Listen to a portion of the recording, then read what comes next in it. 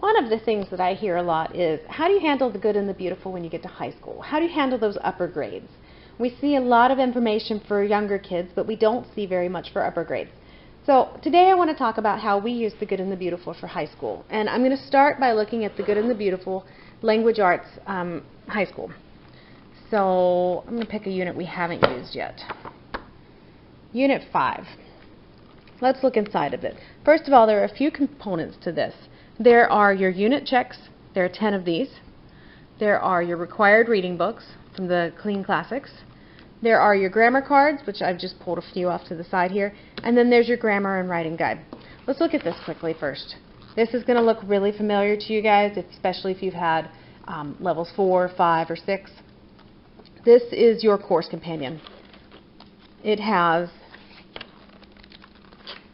writing help, commonly misused words, grammar, punctuation, and usage. All of this is just where you can go back and use for reference. Sentence diagramming, parts of speech. This is just for you.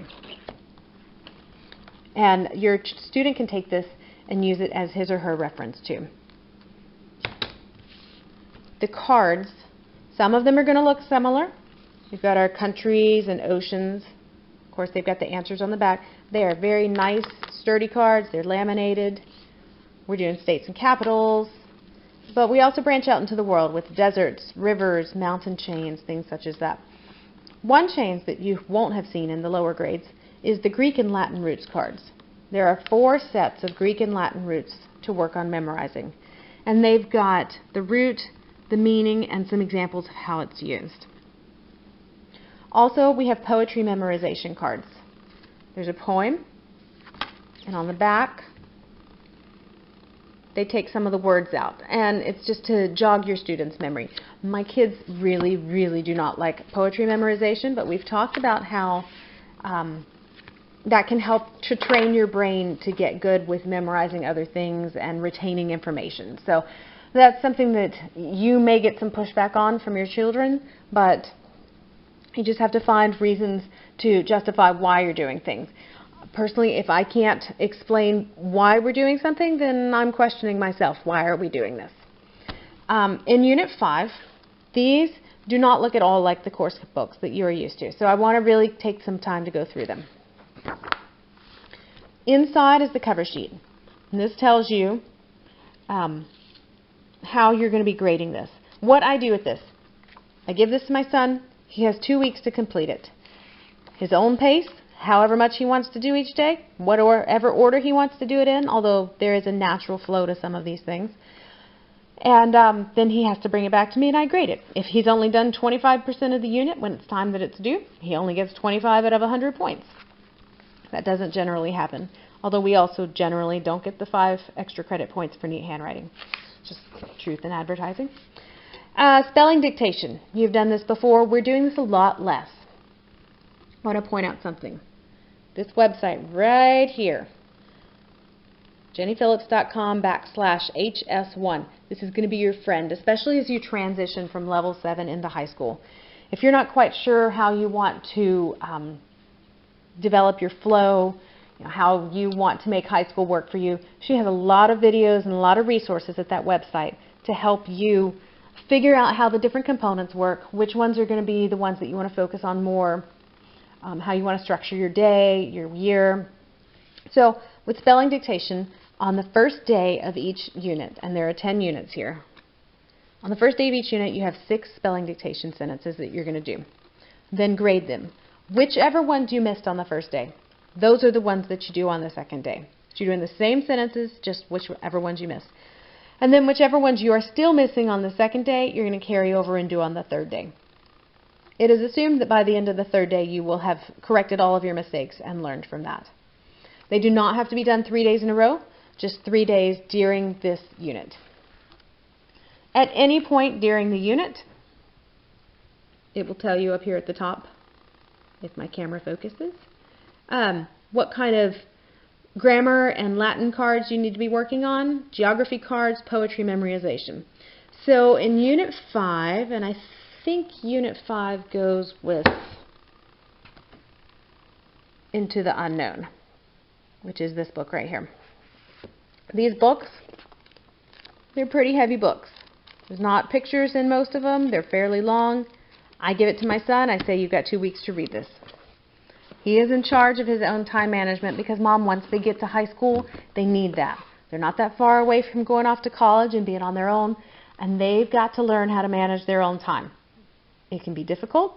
You do not want to watch them struggle. And for the first couple of months, as they're transitioning into this time management, you should definitely stay on top of them and help them with, charts. We have charts that I fill out every week. It says you need to do this, this, this, and this.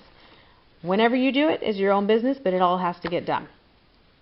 That's something that you can still do for a while. I won't be doing that by senior year, but you don't want to just drop them. You need to help give them some time management skills.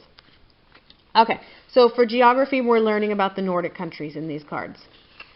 Poetry memorization, practice for 10 minutes on 2 different days out of the entire unit. 2 days out of 10 days. We usually do these cards on a Friday. It's just one of our fun Friday activities. We don't do them every single day. We're going to go through and do vocabulary. There's vocabulary words, using them in a sentence, using them correctly. We're going to start writing, doing some art projects. We haven't completely given up on art and fun stuff. Just hold on, wait till we get to the end here. Then we're going to start essays. My son is not an essay writer. He prefers to write long-winded sci-fi fantasy books that he comes up with all on his own. But he still has to learn how to do persuasive writing and 5-paragraph essays and informative writing and things such as that. And this is going to walk you through this. It's going to tell your student exactly what he needs to do. It's going to tell him how to find some information if he's not sure how to do it. And it's going to say how I'm supposed to grade it. Walk us through starting that essay, piece by piece, step by step. Whoop, take a break. We've got some poems to read. And then we're back to the essay.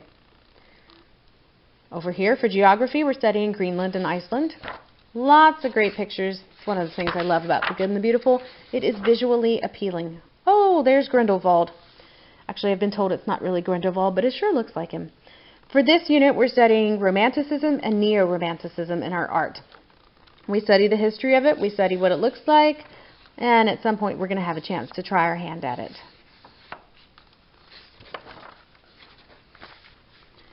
Grammar, usage, and punctuation. Most of this is going to be review from your previous levels. If you are jumping into The Good and the Beautiful at the high school level, I strongly recommend that you go back and spend some extra time working on grammar, because Good and the Beautiful is very grammar heavy. Sentence diagramming, all of it. You're going to flounder a little bit when you hit the high school level if you don't have that solid background. And we are going to be learning a few new things with grammar. We're doing some sentence editing. In this editing, however, we are studying about Greenland and our geography areas. Kill 2 birds with 1 stone. Then we get to our review. We're reviewing the grammar, we're reviewing vocabulary, we're reviewing all of the things that we've studied in this particular unit. We have review videos. We have spelling review, spelling practice. And then we get to the art.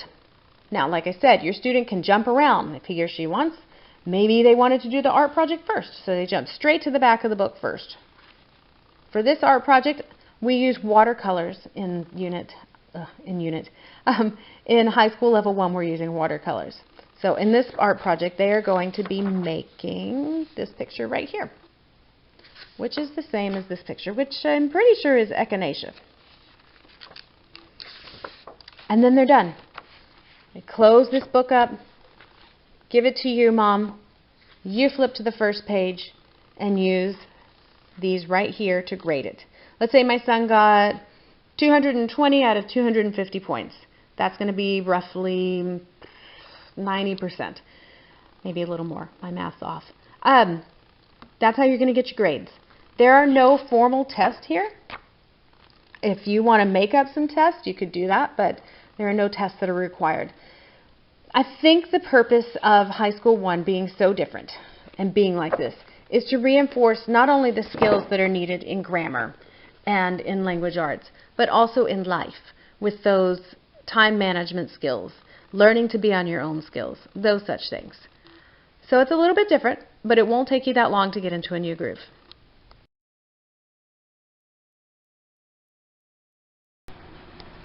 For level 7, language arts looks very similar to the rest of the levels.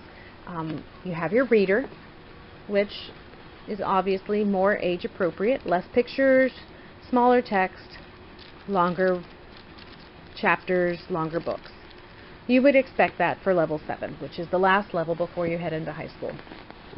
The course book, it has a course companion, which I did not bring down for this video, but like all of your other books, it comes with the corresponding pieces.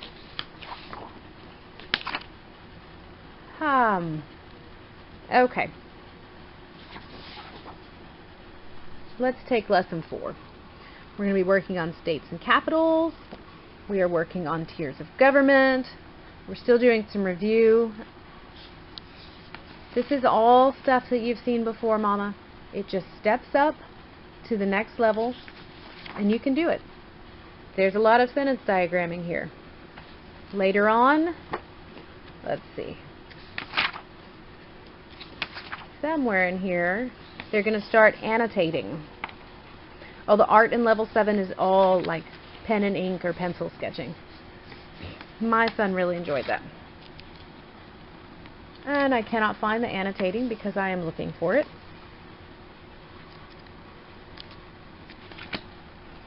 Sometimes they have to do their sentence diagramming on separate pieces of paper.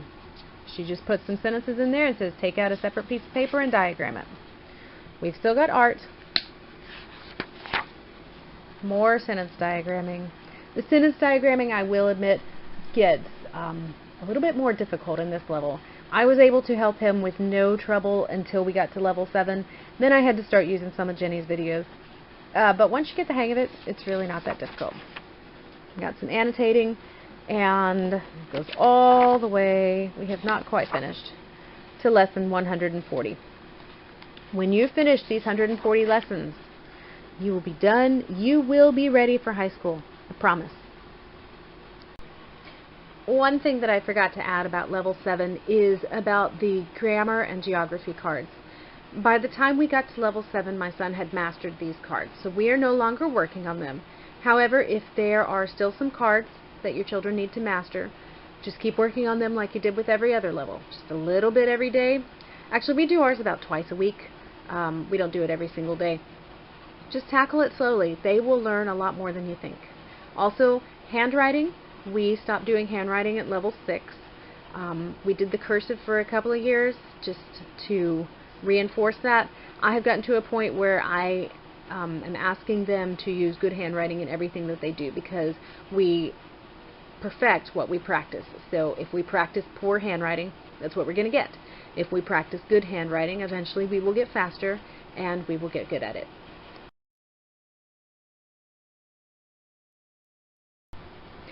The history for the older kids is going to look very similar to the history for your younger students. Since we're getting ready to start year 3 history, that's what I'm going to be looking at to talk to you about it. Let's look at lesson 5. In lesson 5, we're going to learn about the Phoenicians. We're going to go through the book the exact same way that you go through with all of your other students. With your audio lessons, with your timeline. What else are they doing here? I think there was a hands-on project here. Of course, the pages are sticking together. And we're going to make purple dye. That's what we're doing for lesson 5. Then we're going to come over here. And in lesson 5, in the older students, they're doing a timeline piece. And they've got some terms and definitions to be copying. Polytheism, Judaism, phonetics, Tyrian purple. I don't even know how to say this word. Galloy. I guess we'll find out here in a few days. What makes history different for the older kids is Unit 2. You've seen Unit 1. That's what we do with all of the kids. Back here in Section 2 are our projects. The Unit 1 projects for Year 3 are fairly simple. They're going to do a project on the Old Testament study of the history of the Jews. Pick a book in the Old Testament pertaining to the history of Jews. Write your thoughts and feelings in your history notebook. Your older students are going to have a history notebook. This is where they do writing assignments. Describe the ways in which these teachings apply to your life. Here's some recommended books. And then there's an honors project. If your student is not following the honors course, you don't have to worry about these parts. If you have a student who's going to be doing honors history, like mine are, then you do. The honors project for Unit 1 is to memorize Old Testament verses. This is not so much like some of the others, so I also want to show you the Unit 2 projects here. There are videos to watch, there are some articles to read, there's a reading challenge where you, in this case, you're going to pick a book about Native Americans from the book list, and then there's the honors project where they've got 3 writing assignments. I don't want to show you everything in here. I will tell you, you do not do all of this in one lesson. You're going to be doing it between lessons 19 to 32, so you have plenty of time.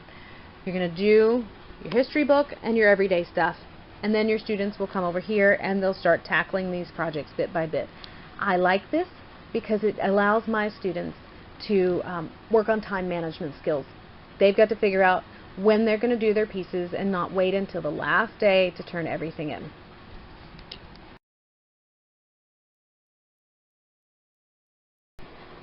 Now, when it comes to science and math, the Good and the Beautiful has not quite caught up to those upper grade levels yet.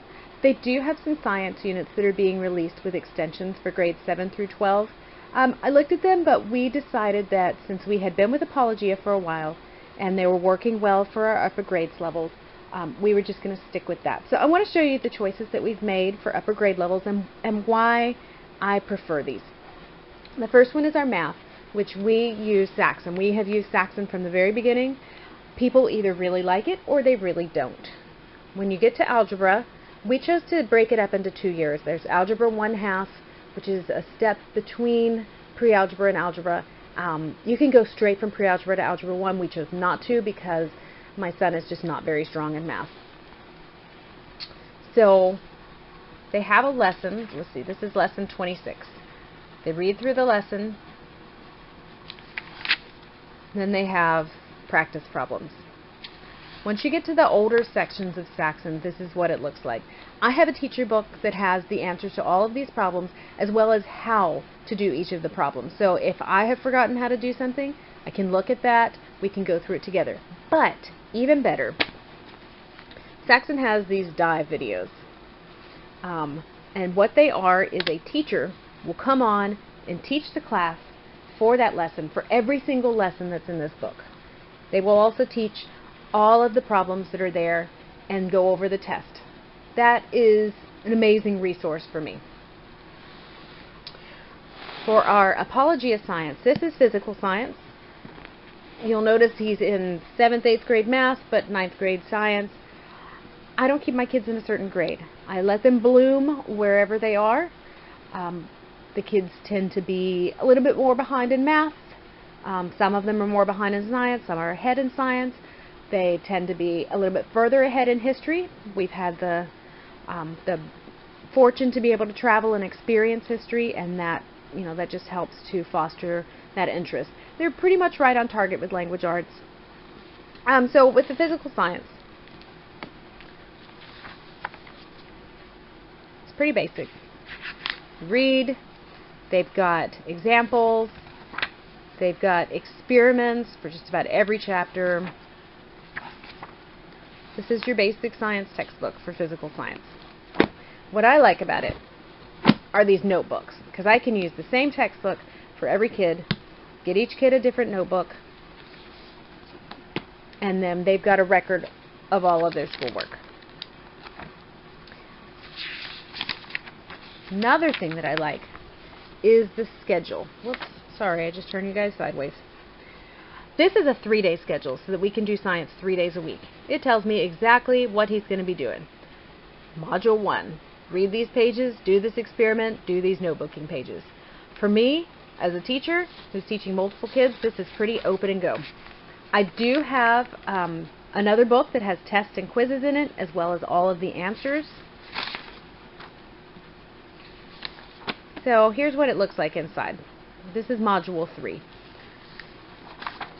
And there's questions and answers and places to write about your experiments and graphs. And then we get to the study guide. Before each test, there's a study guide. It wraps up everything that they've looked at, everything that they've done before they go to the book, which I do not have pulled out here, and take their test. So that's what we're doing for the upper grades math and science. There are many options. If you are on the Good and the Beautiful middle and high school page, we have a whole thread that's nothing but science options. So every family has, different preferences. I hope that this helps.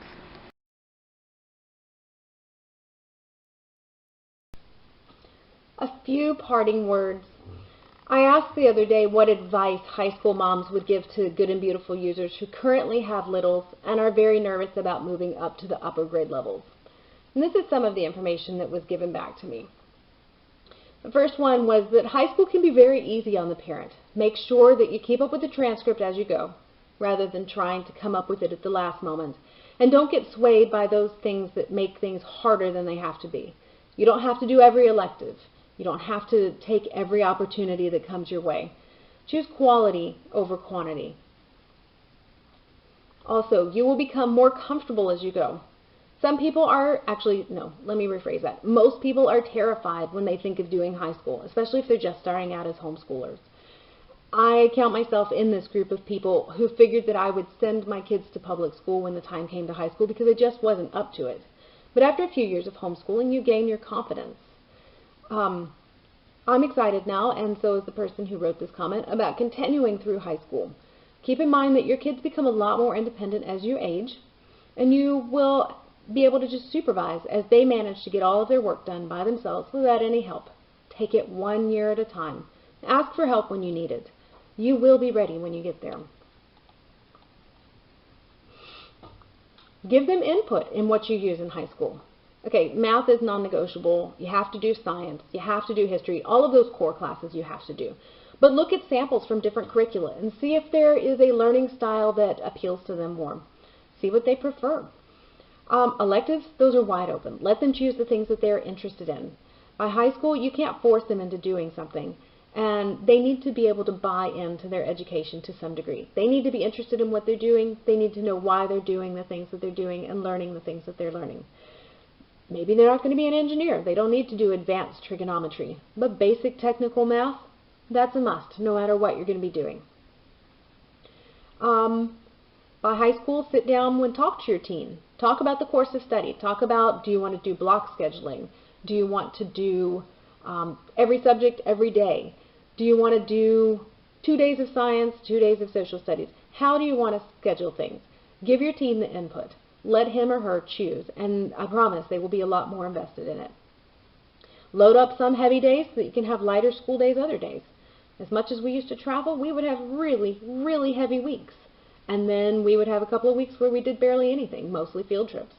We got all of our schoolwork done, but some weeks we worked really hard and busted butt. Last advice that was given here is give your child time to adjust to the workload of high school. Before they reach high school, be sure that they know how to learn the things they want to know. They know how to ask for help and actually do ask for help, and that they are able to schedule their own studies with a little bit of guidance from you.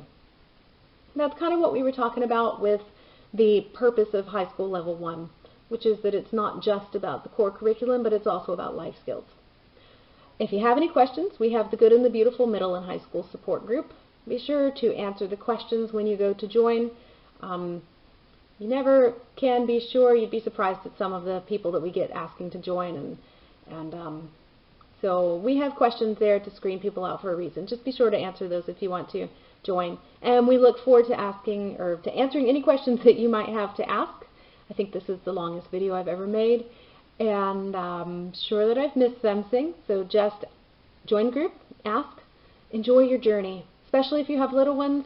I know there are a lot of us with older ones who would love to go back and redo those little years knowing what we know now. You will enjoy it. It will be a ride that you will not forget, and we're here for you.